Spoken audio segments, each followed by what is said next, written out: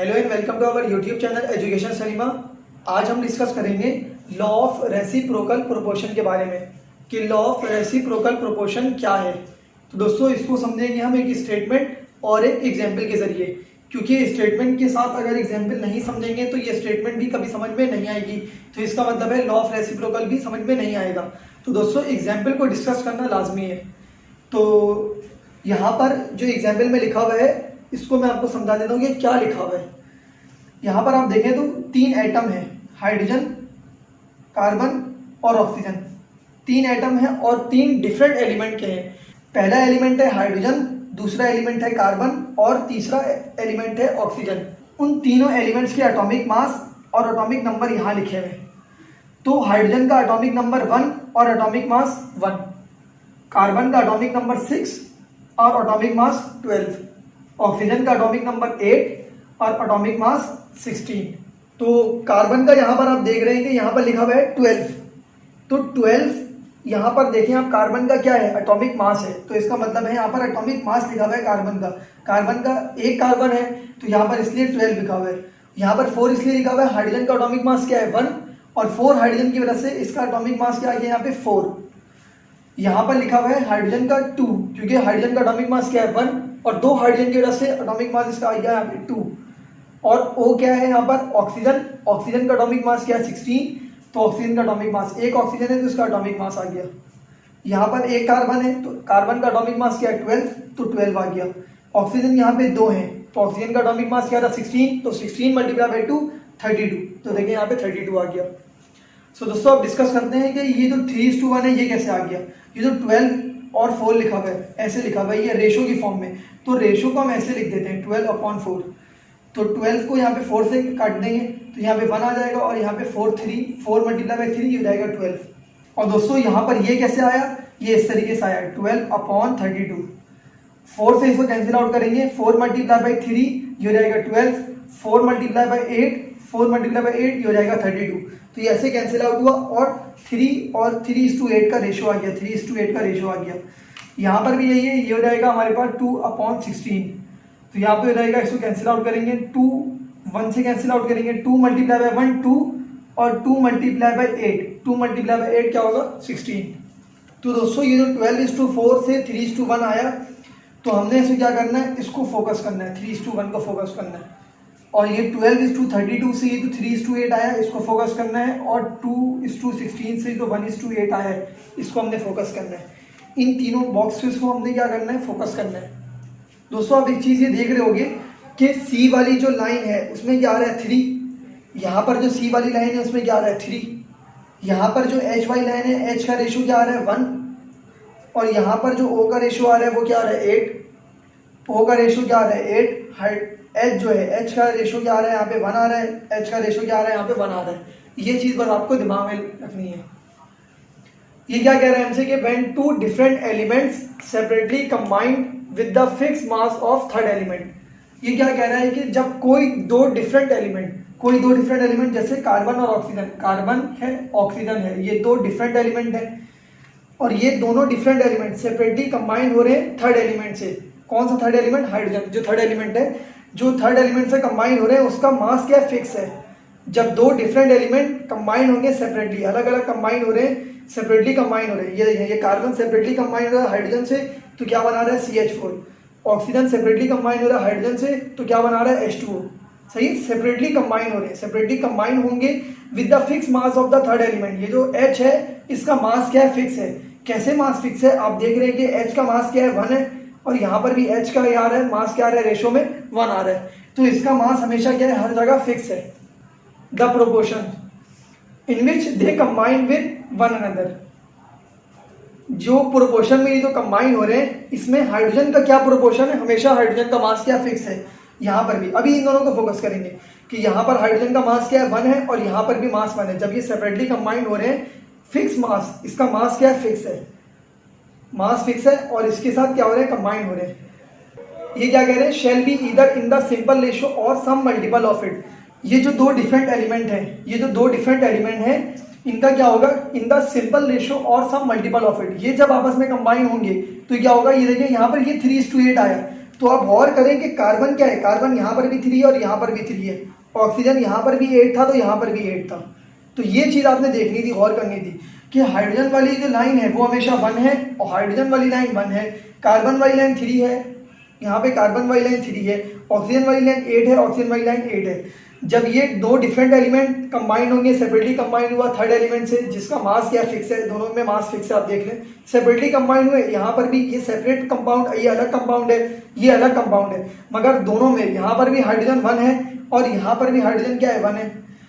तो ये दोनों जो एलिमेंट हैं, ये दोनों एलिमेंट जब आपस में कंबाइन होंगे तो वही रेशो बनाएंगे जो इसके साथ रेशो कार्बन बना रहा था। ये देखें ये रेशो से क्या बना रहा है, 3 बना रहा है। तो ये जब कार्बन ऑक्सीजन के साथ मिलेगा तो इसका रेशो यही बनेगा, 3 बनेगा। और यहाँ पर आप देख रहे हैं कि ऑक्सीजन अपना रेशो क्या बना रहा था हाइड्रोजन के साथ 8, तो जब ऑक्सीजन कार्बन के साथ मिलेगा तो ऑक्सीजन अपना रेशो क्या बनाएगा, हमेशा 8। सो दोस्तों ये था हमारे पास लॉ ऑफ रेसिप्रोकल प्रोपोर्शन। आज हम डिस्कस करेंगे लॉ ऑफ मल्टीपल प्रोपोर्शन के बारे में। तो लॉ ऑफ मल्टीपल प्रोपोर्शन की जो स्टेटमेंट है वो आपके सामने है, मैं आपको एक दफ़ा रीड करके सुना देता हूँ। If 2 elements combine to form more than 1 compound, the mass of 1 element is fixed while the mass of the other element is in the ratio of small whole numbers or some multiple of it। Statement पढ़कर हमें कुछ भी समझ में नहीं आ सकता, तो हम क्या करेंगे, इसकी एग्जाम्पल पहले डिस्कस करेंगे। अगर एग्जाम्पल डिस्कस कर ली तो हमें ये जो स्टेटमेंट है लॉ ऑफ मल्टीपल प्रोपोर्शन की, ये आसानी से समझ में आ जाएगी। तो दोस्तों एग्जाम्पल की तरफ देखते हैं। हमारे पास कंपाउंड है, 2 कंपाउंड है। पहला कंपाउंड है कार्बन मोनोऑक्साइड और दूसरा कंपाउंड है हमारे पास कार्बन डाइऑक्साइड। ये रहा पहला कार्बन मोनोऑक्साइड और दूसरा कार्बन डाइऑक्साइड। एक और चीज़ ये है कि एलिमेंट देखिए आपके पास कार्बन है और ऑक्सीजन है। एलिमेंट का जो एटॉमिक नंबर है वो है 6, कार्बन का जो एटॉमिक नंबर है वो है 6 और कार्बन का एटॉमिक मास क्या है 12। और ऑक्सीजन एलिमेंट है, ऑक्सीजन का एटॉमिक नंबर है 8 और ऑक्सीजन का एटॉमिक मास क्या है 16।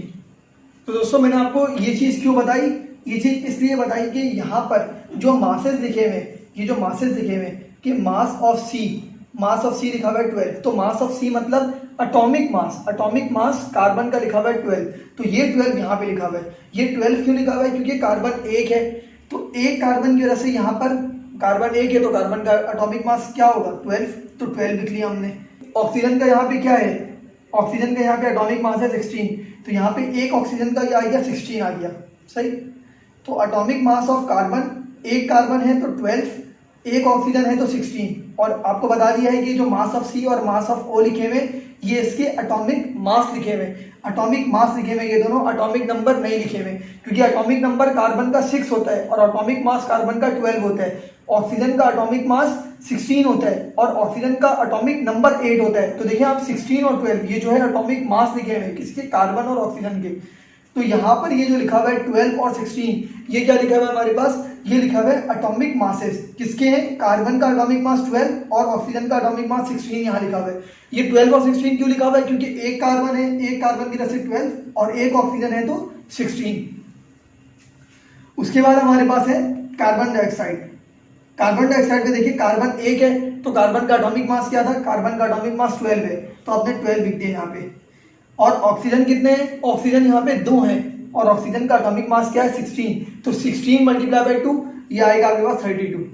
दोस्तों मैं आपको टेबल क्यों समझा रहा हूँ, क्योंकि अगर टेबल में जो लिखा हुआ है वो अगर समझ में आ गया तो आप टेबल का मतलब समझ में आ जाएगा टेबल हमसे क्या कहना चाह रहा है। तो टेबल में हमसे ये लिखा हुआ था यही कि मास ऑफ सी लिख दिया, कार्बन मोनोऑक्साइड में 12 है और ऑक्सीजन में क्या है 16 है तो 16 आ गया। कार्बन डाइऑक्साइड में ये 12 है और ऑक्सीजन डबल है तो यहाँ पर 32 आ गया, क्योंकि 16 इसका एटॉमिक मास होता है, 16 मल्टीप्लाई बाय 32, ये यहाँ पे कहानी खत्म हो गई, सही। ये जो कॉलम है ये मेन कॉलम है, ये समझने का है कि बहुत आसान कॉलम है, ये समझ में आ जाएगा आपको। तो लिखा हुआ है रेशो ऑफ ओ, तो रेशो ऑफ ओ मतलब ओ कितना है यहाँ पे, देखिए ओ कितना है यहाँ पर, ओ 1 है और यहाँ पे कितना है, ओ है यहाँ पे 2 ओ है, तो यहाँ पर एक लिखा हुआ है 1 लिखा हुआ है क्योंकि यहाँ पे 1 है, एक ओ है यहाँ पर तो यहाँ पे 1 और यहाँ पे 2 है। कार्बन डाइऑक्साइड में ऑक्सीजन 2 है तो ऑक्सीजन 2 की वजह से ये 2 जो है ये यहाँ पर आ गया। तो ऑक्सीजन का रेशो कार्बन मोनोऑक्साइड में क्या है 1 और कार्बन डाइऑक्साइड में ऑक्सीजन का रेशो क्या है 2।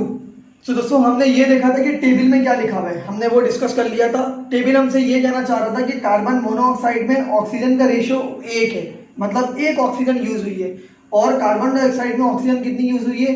2। बस ये टेबल हमसे कहना चाह रहा था। अब आगे समझते हैं कि स्टेटमेंट हमसे क्या कह रही है इस टेबल के बारे में। दोस्तों स्टेटमेंट में क्या लिखा हुआ है? इफ 2 एलिमेंट्स, अगर 2 एलिमेंट, कोई से भी 2 एलिमेंट, जैसे यहाँ पर इसकी मिसाल दी हुई थी कार्बन और ऑक्सीजन की, तो कार्बन और ऑक्सीजन ये 2 एलिमेंट हैं, combine to form more than 1 compound. जब ये 2 एलिमेंट आपस में कंबाइन होंगे तो एक या एक से ज्यादा कंपाउंड बनाएंगे। तो आप ये देख सकते हैं कि एक कंपाउंड ये रहा और एक कंपाउंड ये रहा, कोई एक बनाते हैं, कोई एक से ज्यादा बना रहे हैं। तो यहाँ पे कार्बन डाइऑक्साइड ये 2 कंपाउंड बना रहा है, पहला और दूसरा। आइए क्या कह रहा है? The mass of 1 element is fix. कोई से भी एक एलिमेंट का, या तो कार्बन का या तो ऑक्सीजन का, किसी भी एलिमेंट का क्या होगा? एक का मास फिक्स होगा। किसी भी एक एलिमेंट का मास क्या होगा? फिक्स होगा। तो आप ये देख सकते हैं कि मास कार्बन मोनोऑक्साइड और कार्बन डाइऑक्साइड में, दोनों में कार्बन एक है, यहाँ पे भी कार्बन एक है, यहाँ पे भी कार्बन का मास सेम है, यहाँ पे भी कार्बन का मास सेम है, दोनों का मास क्या है? सेम है। तो यही कह रहा है the mass of 1 element is fix. सही है, फिक्स है। दोस्तों आगे क्या कह रहे हैं? While the mass of the other element is in the ratio of small whole numbers और सम मल्टीपल ऑफ इट। वो कह रहा है कि जो दूसरा एलिमेंट है, अगर एक का मास आपने फिक्स कर दिया है तो दूसरे एलिमेंट का मास क्या होगा? स्मॉल होल नंबर रेशियो में होंगे। जैसे ये रेशियो कौन सा बन रहा है? इसका रेशियो बन रहा है 1:2 का, कि यहाँ पर ऑक्सीजन 1 है और यहाँ पर ऑक्सीजन 2 है। तो ये कह रहे हैं कि स्मॉल रेशियो में होंगे ये दूसरे एलिमेंट का जो मास होगा ना, वो आपस में स्मॉल होल नंबर रेशियो में होंगे। तो देखिए 16 और 32 को ऐसे में डिवाइड करूंगा, ये रहा 16 और ये रहा 32, तो 16 1 और ये आ जाएगा हमारे पास 2। तो यहाँ पे इसका आंसर क्या आया? 1/2। तो रेशियो में किस तरह लिखते हैं? 1:2 इस तरह लिखते हैं। तो आप ये देख लें 1:2 का रेशियो आया हुआ है। तो यही कह रहा है कि स्मॉल होल नंबर्स और सम मल्टीपल ऑफ इट। ये स्मॉल होल नंबर में आ गया या फिर कोई मल्टीपल आ जाएगा। हो सकता है कि यहाँ पर अगर 2 होता तो यहाँ पर 4 होता, यहाँ पर 5 होता, यहाँ पर 10 होता, तो कोई मल्टीपल होता है इसका। सो दोस्तों ये रहा आज का लॉ ऑफ मल्टीपल प्रोपोर्शन। तो दोस्तों उम्मीद करता हूँ आपको ये वीडियो जरूर पसंद आई होगी। हमारे इस चैनल एजुकेशन सनीमा को जरूर सब्सक्राइब करें और हमारे इस वीडियो को जरूर लाइक करें। अगर आपका कोई सवाल है इससे रिलेटेड तो आप हमसे कमेंट में पूछ सकते हैं, और जो वीडियो में व्हाट्सएप नंबर शो हो रहा है तो आप उस पर भी हमें कॉन्टैक्ट कर सकते हैं। तो दोस्तों मिलते हैं नेक्स्ट वीडियो में। Thank you.